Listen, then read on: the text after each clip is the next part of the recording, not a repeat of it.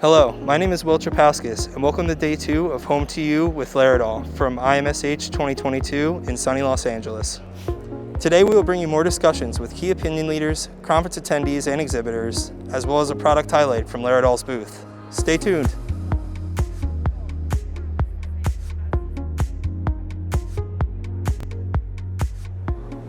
Hello everyone, I'm here with Rosemary Samia. Rosemary, could you kind of give us a little bit of your background and where your program's kind of located?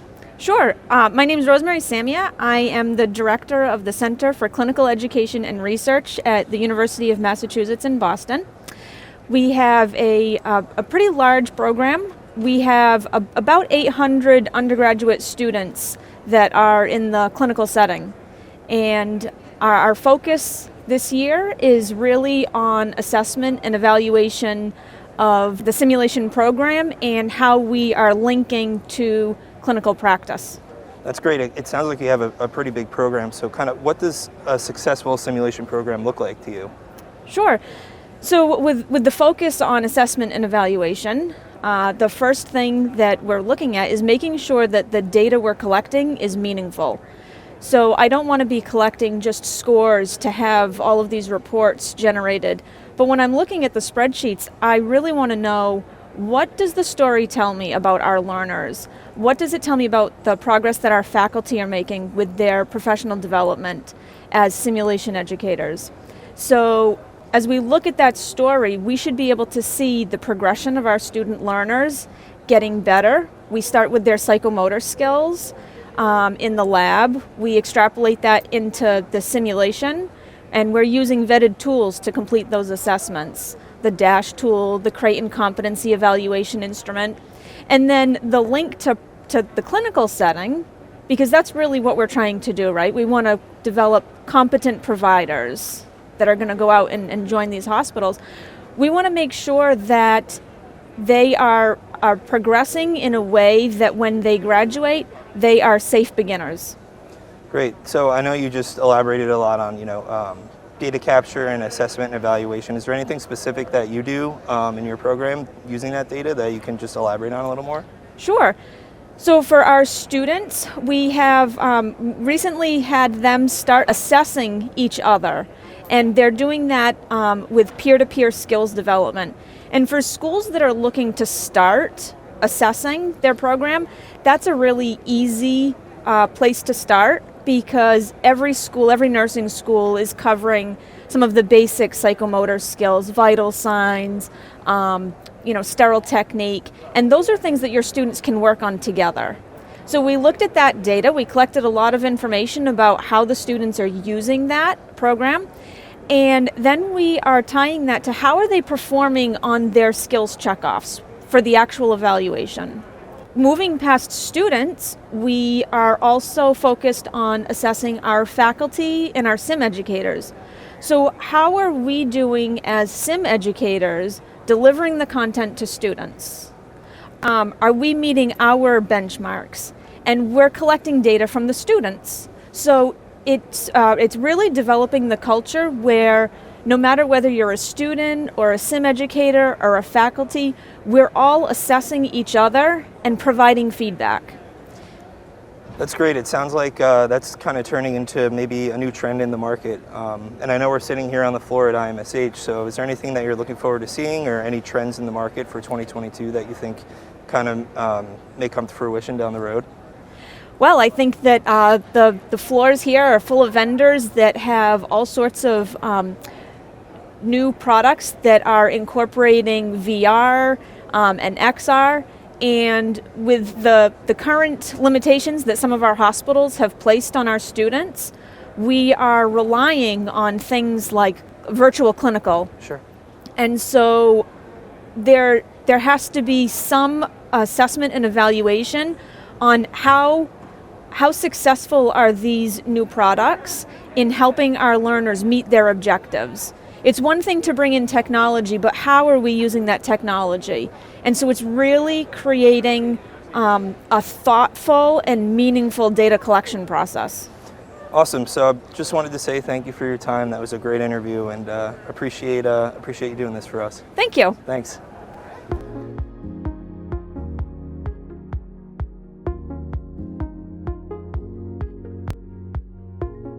Well, hello and welcome to the Laerdal booth at IMSH 2022 in Los Angeles. My name is Dave Grant.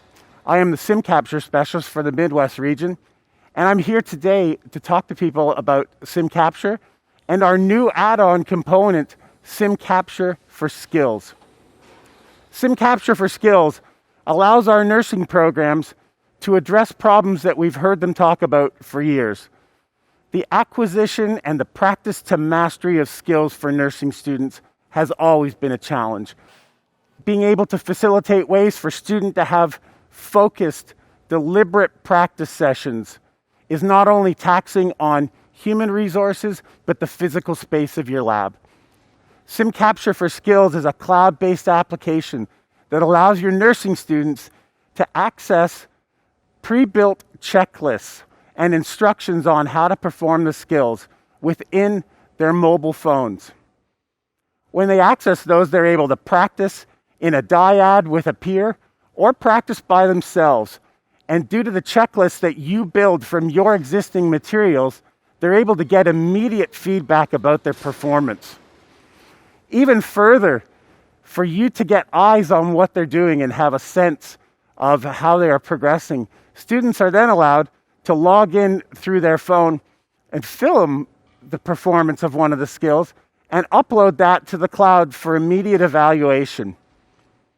It's finally a way to expand not only the walls of your simulation center, but the actual capture of meaningful data that will give you valuable insights into the progression of your students and help you identify any potential areas of gaps in your program.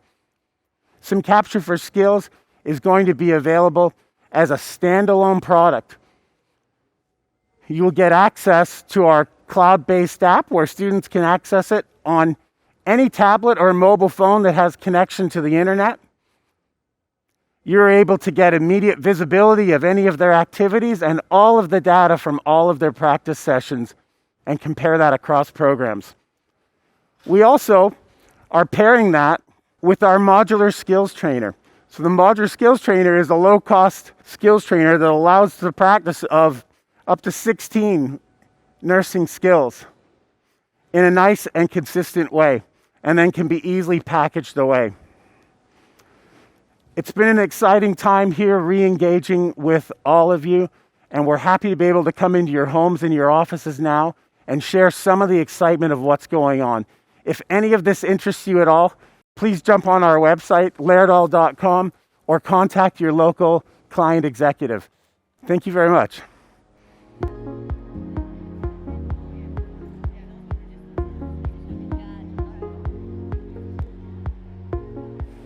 Hi everyone, I'm here with Megan from Limbs and Things. Megan, I just wanted to ask you, could you just give us a quick background on Limbs and Things and maybe a little bit more about their mission? Absolutely. So Margot Cooper started the company in 1990 from the UK. She saw a need for additional training that didn't use cadavers or animals. And so with that, she invested for safe, repeatable training in the clinical market. And since then, we've just used that to grow, and we've stood by that mission at Limbs and Things from that day forward. Awesome. So obviously we're here on the floor at IMSH. Is there anything you want to highlight in your booth or any new products that you're excited about? Yeah, absolutely. So, one of our flagship products is our Prompt Flex Birthing Simulator, which is behind us. We've used that to hit kind of all markets through the clinical side. So nursing education, medical, residency training, and it's a modular system. And so with that, we have the ability to incorporate all sorts of training: postpartum hemorrhage, C-section, cervical dilation and effacement. And with that, we, again, with the research that we put in, we've saw a need for the C-section to be updated. So we've updated our C-section module to have a little bit more robust, the pre-incised belly. It helps with training with impacted fetal head, transverse lie. Those are things that we're starting to see people ask for and add and incorporate into their trainings. Great, thanks. So we're also surrounded by a bunch of different exhibitors here. Have you seen anything new or noteworthy, or maybe some market trends as we head into 2022? Yeah, absolutely. One of the big things is the government funding. It's so amazing that they're investing in clinical education and helping grow that market. And then the other big thing is VR. There's been such a great presence of VR. We're actually working with a couple companies with our task trainers to incorporate VR into the training, and that's just been such a great addition to the opportunity to sell. Gaming is huge with adolescents nowadays, and I think that's going to be a great way to bring them into the clinical education side, and whether it's on the education or future doctors and nurses or clinical educators. So it's been great. Thanks. So just wanted to say thanks again for your time. It was great to stop by, Limbs and Things, and I hope you have a great IMSH. Absolutely. Thank you for having me. If you don't have the exact data that's going on inside your hospital, you cannot craft a solution using simulation to move the needle on your patient safety problems. Hello, everyone. I'm sitting here with the current president of INACSL, Suzan Kardong-Edgren. Susan, could you just give us a little bit of your background and how you got involved in INACSL? Certainly. I actually think I got involved in INACSL in about 2006, 2007, as it had been around for just a few years. It really started out as a clinical skills lab girls club kind of thing. And then mannequins came along. And where would mannequins end up? In nursing, but in the skills lab, whereas medicine really had the mannequin place and then they put the skills in with there. So it was almost opposite. So got involved and became, almost by accident, the editor of the journal, Clinical Simulation in Nursing. And I did that for 10 years. And then was peripherally involved here and there along the way. And then finally got involved in the board in one way or another, was vice president of research, and was chair of research for SSH for a year before I did INACSL. And that's all led to this. Awesome, thanks. So obviously we're sitting here on the show floor at IMSH. Anything that you've seen or any key trends in the market for 2022 as we're kind of here in the new year? Well, I think the big thing, I think we probably all are seeing, is that VR is going to be big. And it solves some of the problems until we have the very fancy haptic gloves.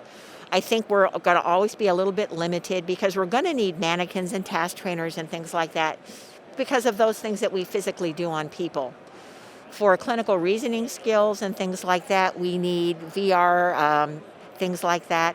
We need multiplayer VR. It always looks great in research, but then when you actually try to use it in real life, it doesn't really work as well as sometimes we think.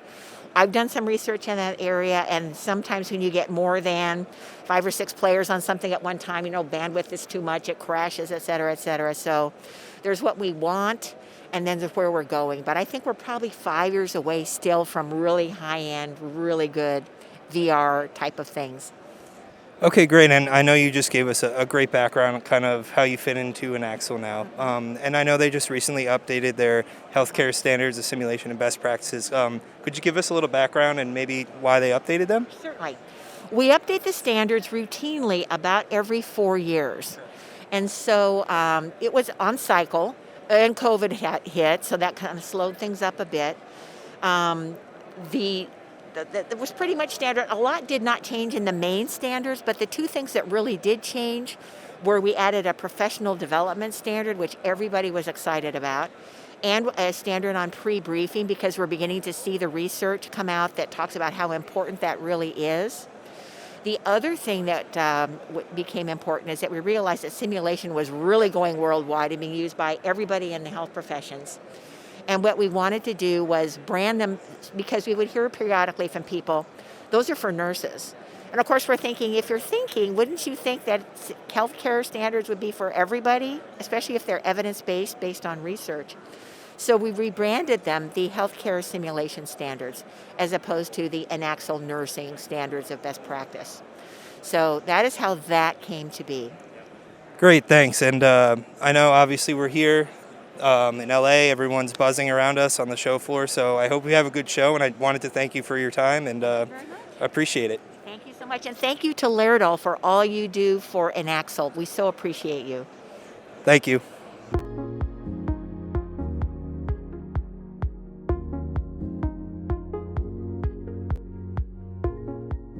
It's amazing vibe, really. It's a great international gathering, and yeah, you cannot. Yeah, we missed it for the last 2 years, indeed.